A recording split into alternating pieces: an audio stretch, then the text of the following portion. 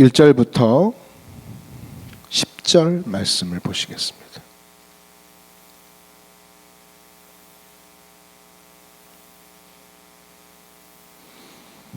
(30장) 1절부터 10절입니다.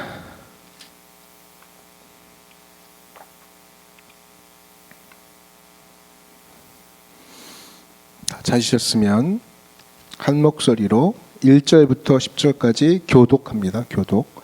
제가 먼저 했습니다. 너는 분향할 제단을 만들지니 곧 조각목으로 만들되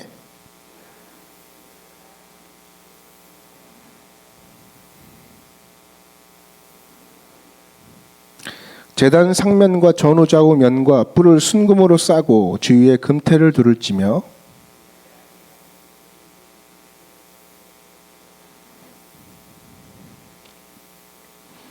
그 채를 조각목으로 만들고 금으로 싸고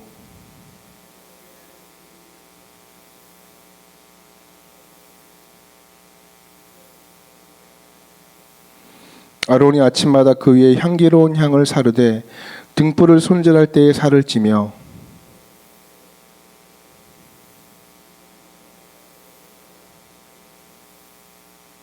너희는 그 위에 다른 향을 사르지 말며 번제나 소제를 드리지 말며 전제에 술을 붓지 말며 아론이 1년에 한 번씩 이 향단불을 위하여 속죄하되 속죄제의 피로 1년에 한 번씩 대대로 속죄할지니라. 이 제단은 여호와께 지극히 거룩하니라. 아멘. 할렐루야. 우리 좌우 옆 사람 인사하겠습니다. 당신의 오늘 밤 기도는 하나님의 향기입니다. 기도하겠습니다. 인사하겠습니다. 오늘 밤 당신의 기도는 하나님의 향기입니다. 예. 인사가 조금만 길어도 헛갈리셔가지고 눈으로만 그냥 이렇게 그래도 눈으로 다 전달이 돼요. 우리가 이번에 이제 팬데믹 겪으면서 기술들이 늘었어요. 다 눈으로 얘기할 수 있는 기술들이 늘어가지고 눈빛으로 다 서로 의사소통이 가능한 시대가 됐습니다. 오늘 이 말씀 제가 출애굽기 계속 강해를 하고 있는데요. 오늘 30장입니다. 하면 할수록 말씀은 어렵습니다. 어렵고 이 말씀이 우리에게 현 시점에서 어떠한 메시지를 주느냐 늘 그 싸움을 우리가 싸워나갈 때가 참 많습니다. 우리는 보이는 것과 보이지 않는 것 그 사이를 살아가는 인생입니다. 그러니까 보이는 세상 가운데서 보이는 것에 이끌려 살아가지만 여러분 진짜 중요한 것은 보이지 않는 것이기 때문에 이 보이지 않는 것의 가치를 소중하게 여기며 살아가야 된다는 것입니다. 우리가 육체를 가지고 사는 존재라서 보이는 것에 눈이 현혹되고요. 보이는 것에 마음을 끌립니다. 그러나 기독교 신앙에 있어서 더 중요한 가치들은 보이지 않는 것들이 많습니다. 하나님도 보이지 않습니다. 믿음 그러는데 믿음도 보이지 않습니다. 사랑 그런데 사랑도 보이지 않습니다. 보이지 않는 게 더 강력할 때가 많습니다. 제가 아이폰을 오래 쓰고 있는데 아이폰 쓰면서 제일 신기했던 것 중에 하나가 이 아이폰을 이렇게 사진을 찍고 사진을 띄워놓고 옆에 아이폰 다른 아이폰이 있으면 이렇게 에어드롭이라고 해가지고 키는 순간 옆으로 전송이 돼요. 전송 기능이 있습니다. 처음에 되게 신기하더라고요. 참 잘 만들었다. 그래서 같은 핸드폰만 있으면 이쪽에서 보내면 알아서 자기가 인지해서 이쪽으로 파일을 전송을 합니다. 수십 년 전만 해도 이것은 보이지 않는 불가능한 것이었습니다. 아마 마법이라고 했을 거예요. 10년 전만 해도. 이건 엄청난 신기한 불가사의한 것일 수 있었습니다. 보이지 않습니다. 안 보인다고 존재하는 것이 아니라는 것입니다. 마찬가지로 우리가 하나님이 보이지 않는다고 해서 그 하나님이 계시지 않는 것이 아니죠. 그래서 믿음의 기초가 무엇이냐, 그리고 믿음의 시작과 믿음의 힘은 어디에 있느냐, 우리 히브리서 11장 6절에 보면 우리가 너무 많이 읽었던 말씀이에요. 믿음이 없이는 하나님을 기쁘시게 하지 못하나니 하나님께 나아가는 자는 반드시 그가 계신 것과 또한 그가 자기를 찾는 자들에게 상 주시는 이심을 믿어야 할지니라.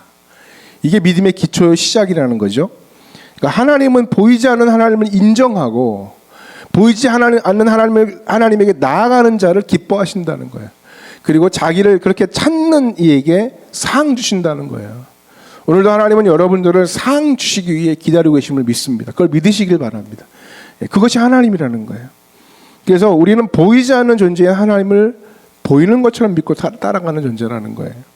출애굽기 후반부에 이제 말씀들은 보이지 않는 이 하나님을 어떻게 잘 섬길 것인가에 대한 이야기입니다. 보이지 않는 하나님이 자정하시는 이 성막을 어떻게 지어서 하나님을 기쁘게 해드리고 이것을 어떻게 보이지 않는 하나님과 교제할 것인가, 그런 모든 것들을 잘 가르쳐주고 있는 말씀이에요. 자, 오늘은 분향단에 대해서 함께 말씀을 나누고자 합니다. 이 분향단은 회막 안에 있습니다. 그러니까 성전은 크게 뜰과 회막으로 나눕니다. 그러니까 실외와 실내로 나누죠. 그러니까 이 회막은 어디 있냐면 실내에 있는 거예요. 실내에 들어가면 그 안에 성소와 지성소로 구별이 된다는 것. 그래서 이 분향단은 어디 있느냐? 이 성소와 지성소를 나누는 휘장 바로 앞에 있습니다. 그러니까 분향단이 있고 분향단 뒤쪽에 휘장이 이렇게 있고 그 휘장을 열고 들어가면 지성소가 있는 거예요. 예. 그래서 7절과 8절 말씀을 보시면 아론이 아침마다 그 위에 향기로운 향을 사르되 등불을 손질할 때에 살을 찌며 또 저녁 때 등불을 켤 때에 살을 찌니 이 향은 너희가 대대로 여호와 앞에 끊지 못할지며. 그러니까 이 향기는 항상 아침에 태워서 하나님 앞에 드리고 저녁이 되면 또 하나님께 또 드리는 거예요. 그리고 이것은 영원히 하나님 앞에 끊이지 못할 규례. 여러분 뭐든지요 계속하는 게 힘들어요.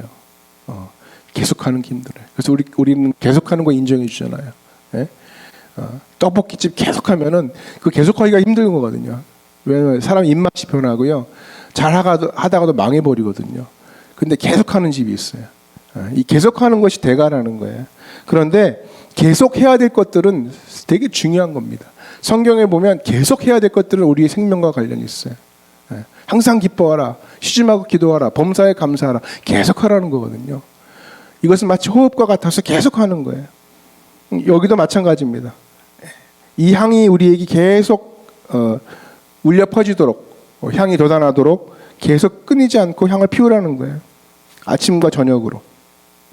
이것이 우리에게 의미는 우리가 다 알듯이 뭐예요? 성도들의 기도, 성도들의 기도라는 것입니다. 계시록에 보면 더 자세한 설명이 있어요. 계시록에 제가 읽을 테니까 한번 들어보십시오. 요한계시록 5장 8절에 그 두루마리를 취하심에 내 생물과 24장로들이 그 어린 양 앞에 엎드려 각각 검은과 향이 가득한 금 대접을 가졌으니 이 향은 성도의 기도들이라.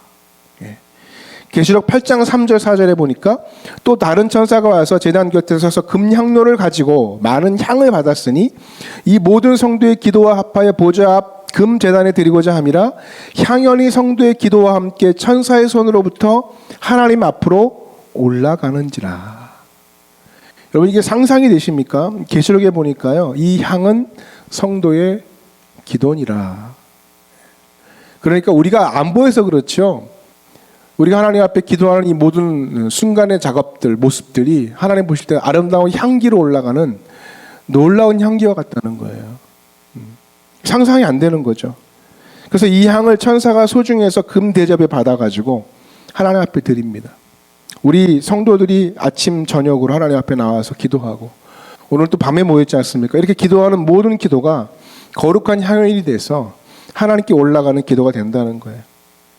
그래서 여러분 나의 기도가 잘 드려지는가 고민하면서 때로는 궁금해 보신 적 있지 않으세요? 의심해 본 적 있지 않으세요? 아 정말 기도가 잘 올라가나? 기도가 잘 하나님 앞에 받아지나? 하나님의 내 기도를 정말 듣고 있는 것인가? 궁금하지 않습니까? 근데 이제부터는 그것을 고민할 필요가 없다는 거예요. 성도들이 드리는 모든 기도는 금대접에 올려져서 천사가 하나님 앞에 가지고 간다는 거예요. 그래서 더더욱 우리는 기도를 잘 드려야 된다는 거죠. 오늘 이 밤도 잘 드리는 기도의 밤이 되었으면 좋겠습니다. 요즘은 카톡을 이렇게 잘못 보내면 지울 수 있잖아요. 그죠? 취소가 가능합니다. 5분 내. 5분인가요? 맞나요? 5분 내 취소가 가능합니다. 근데 옛날에는 취소가 안 돼가지고 애를 먹었다잖아요. 사장님하고 카톡 대화하다가 사장님 내일 아침 몇 시까지 갈게 그러다가 사장님 그걸 잘못 써가지고 사장놈이 돼가지고 죄송합니다. 잘못했습니다. 이런 사람도 있잖아요. 어떤 사람이 카톡에다가 나 오늘 수능 봤는데 좀 있으면 수능이잖아요. 수능 봤는데 시험 너무 망친 것 같다고. 너무 망친 것 같다. 너무 절망적이라고. 그때 응원을 이제 해줘야 되잖아요. 위로해 주잖아요. 그래서 내가 꿈은 이루어진다. 꿈은 이루어진다 쓴다는데 잘못 써가지고 꿈은 미루어진다 이렇게 해가지고 꿈이 한참 미뤄질 것 같은 절망감을 안겨줬다는 이야기가 있어요. 그러니까 말 한마디 잘못한 게 의미가 달라지잖아요. 정신을 똑바로 차리고 카톡을 보내야 된다는 것처럼 우리가 하나님 앞에 기도할 때 정신 바짝 차려야 된다는 거예요. 정신 바짝 차려야 돼. 예전에 후안 카를로스 오르티즈라는 목사님이 그런 책을 썼잖아요. 당신의 기도는 하늘나라의 우편물에 굴러다니는 잡동사니 취급을 받습니다. 무슨 말이냐면 아무런 의미 없이 기도하는 거예요. 아무런 생각 없이 그저 우리 우편물 오면 여러분 우편물 딱 오면 수거하잖아요. 근데 여러분 그 아파트나 빌라의 우편물 끊을 때 몇 개나 긁고 올라갈 만한 우편물이에요. 다 막 잡동사니잖아요. 우리의 기도가 그렇게 취급을 받아서는 안 된다는 거예요. 그렇게 의미 없이 드려서는 안 된다는 것입니다. 그래서 우리가 집중을 해서 하나님 앞에 전신 바짝 차리고 기도하는 모습이 필요합니다. 하나님께 드려지는 기도이기 때문에 하나님 앞에 귀하게 드려야 된다는 거예요. 그래서 이 기도 시간이 우리에게 너무나 소중하고 귀합니다. 8절 말씀 아까 읽었던 말씀처럼 어떤 말씀이에요? 아침과 저녁으로 대대로 끊지 말아라. 끊이지 말아라. 이 말은 바꿔 얘기하면 뭐냐면 하나님께서 우리의 기도를 늘 듣겠다는 거예요. 듣겠다는 거예요. 계속 얘기하는 거 여러분 듣는 거 쉽지 않습니다. 계속 말하는 거 듣는 거 쉽지 않아요. 귀에 피가 난다 그러잖아요. 누가 막 계속 떠들면 듣기 어려워요. 근데 하나님이 아침과 저녁으로 향을 올리듯이 계속 끊임없이 기도하라는 거예요. 내가 듣겠다는 거예요. 어떤 기도든지 내가 듣겠다는 거예요. 매일 만나주겠다는 거예요. 그 하나님이 오늘 우리 앞에 있다는 것입니다. 오늘 그런 마음으로 하나님 앞에 기도했으면 좋겠습니다. 시골 교회에서 어떤 목사님이 에피소드인데요. 이제 갓 집사 임명을 받으신 집사님이 계셨답니다. 그래서 저녁 수요 대표 기도를 이제 시켰대요. 순서가 돼서 작은 교회니까 뭐 집사님들이 돌아가서 기도를 했던 모양이에요. 처음으로 이제 성도들 앞에서 처음 대표 기도를 하는 것이니까 얼마나 떨렸겠어요. 집사님은 정성껏 준비한 기도문을 들고 일찌감치 이제 교회로 향했어요. 기도 시간이 되니까 강단에 이제 섰습니다. 굉장히 떨리는 목소리로 기도문을 읽어나가기 시작했어요. 그런데 이게 무슨 날벼락이에요? 갑자기 정전이 됐어요. 아무것도 보이지 않습니다. 조명이 꺼졌어요. 깜깜해진 예배당, 그것이 깜깜해진 것이 예배당만이 아니라 이 집사님이 앞이 깜깜해진 거예요. 기도문은 깜깜해서 보이지도 않고 기도를 어디까지 했는지도 볼 수가 없고 어떻게 이어가야 하는지 아무 생각도 나지 않아요. 다 눈 감고 있으니까 정전된지도 몰라. 그래서 집사님 진땀 흘리고 있을 때 맨 앞자리에 있던 노건사님이 기침했대요. 예수님 이름으로 기도합니다. 예수님 이름으로 간절히 기도했습니다. 라고 하고 나와. 그 얘기 듣고 이제 기도를 맞춰야 되니까 얼마나 당황했는지 집사님이 이렇게 기도했답니다. 예수님 이름으로 간신히 기도했습니다. 간신히 기도했습니다. 한 달쯤 지나 다시 순서가 됐어요. 기도를 맡겼더니 이번에는 기도 잘했었어요. 정전이 없었답니다. 덕분에 기도도 잘 마쳤고 예배 후 집사님이 이렇게 고백하더랍니다. 목사님 지난번 기도할 때 얼마나 당황했는지 몰라요. 이번에 호주머니에다가 랜턴을 챙겨 갖고 왔다고. 근데 목사님이 이 대화를 하면서 깨달음이 있었대요. 그래요. 하나님은 간절히 드리는 기도만 들으시는 것이 아니라 간신히 드리는 기도도 들으시는구나. 어떨 때 여러분 간신히 드릴 때가 있지 않아요? 정말 간신히 하나님 앞에 나와서 기도하는 그런 삶이 있을 수 있어요. 그런 분도 보여요. 제가 새벽 때도 몸이 정말 아프고 힘든데 나오는 거예요. 간신히 나와서 기도하시면 권사님을 봅니다. 몸이 연약해서 수척해졌는데도 하나님 그 기도 안 들으실까요? 금양로에 담아서 하나님이 그 기도를 들으신 줄 믿습니다. 성경 사도행전에 보면 에디오피아 내시가 예배를 드리기 위해서 예루살렘에 옵니다. 왕복 3,000km래요. 엄청나게 긴 거리, 여행길이에요. 근데 그 당시에 이방인은요, 완전히 차별받는 사람이었어요. 근데 예배드리러 온 겁니다. 본 성전에 들어가지도 못하고 이방인의 뜰에 머물러야 됐습니다. 인종차별 때문에. 이 에디오피아라는 말 뜻이 검게 걸린 얼굴이라는 뜻이니까 시커먼 사람이 이렇게 와서 예배드리러 온 거예요. 사람들은 그를 배격했을 것입니다. 그렇기 때문에 이 에디오피아 내시의 예배는요, 엄청난 희생의 대가를 치른 예배였어요. 이때 놀라운 사실, 마침 다른 곳에서 이제 그 예배를 마치고 돌아가는 길에 마침 다른 곳에서 빌립 집사가 사마리아에서 큰 부흥이 있었어요. 사역을 하고 난 다음에. 그 다음에 많은 사람이 회심하고 세례받고 표적과 큰 능력이 나타나게 됐습니다. 그런데 갑자기 성령께서 광야 쪽으로 가라. 광야 쪽으로 가라. 광야 남쪽으로 가라. 그러니까 빌립 입장에서는 도저히 이해할 수 없는 거죠. 갑자기 왜 광야? 여기 지금 부흥 잘 되고 있는데 왜 광야로 가라고 하실까? 도저히 이해할 수가 없죠. 왜 그랬을까요? 예배드리고 돌아간 한 사람이 있었기 때문에. 하나님은 그 사람을 기억했다는 거예요. 남들은 다 무시해도. 그래서 오늘 제목이 뭔지 아십니까, 여러분? 뭐예요? 기도자는 빈손으로 돌아가지 않는다.